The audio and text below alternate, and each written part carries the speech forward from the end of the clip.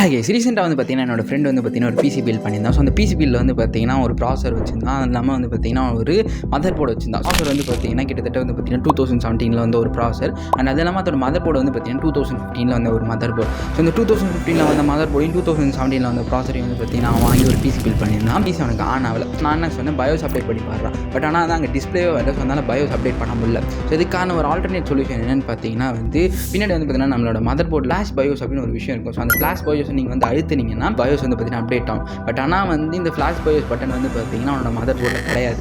So அதனால் வந்து பார்த்தீங்கன்னா இன்னொரு ஆல்டர்னேட் சொல்யூஷன் என்னென்னு பார்த்தீங்கன்னா வந்து இந்த 2015 வந்து மதர் போர்டுக்கு எந்த ப்ராசர் செட் ஆகுதோ அந்த ப்ராசர் வந்து பார்த்தீங்கன்னா அவன் போட்டுட்டு அதுக்கடுத்து வந்து பார்த்தீங்கன்னா பயோஸ் அப்டேட் பண்ணிவிட்டு திரும்ப வந்து பார்த்தீங்கன்னா இந்த 2017 அந்த ப்ராசர் போட்டால் அவனோட பிசி ஒர்க் ஆகும். ஸோ அதனால் வந்து பார்த்தீங்கன்னா இந்த மாதிரி ஒரு தப்பெல்லாம் பண்ணிட்டீங்கன்னா இந்த மாதிரி வந்து பார்த்தீங்கன்னா சால்வ் பண்ணலாம். மதர் போர்டு வாங்கும் போதும் சரி, ப்ராசர் வாங்கும் போதும் சரி பார்த்து வாங்கணும். மிஸ் ஒன்று செஞ்ச மாதிரி தான்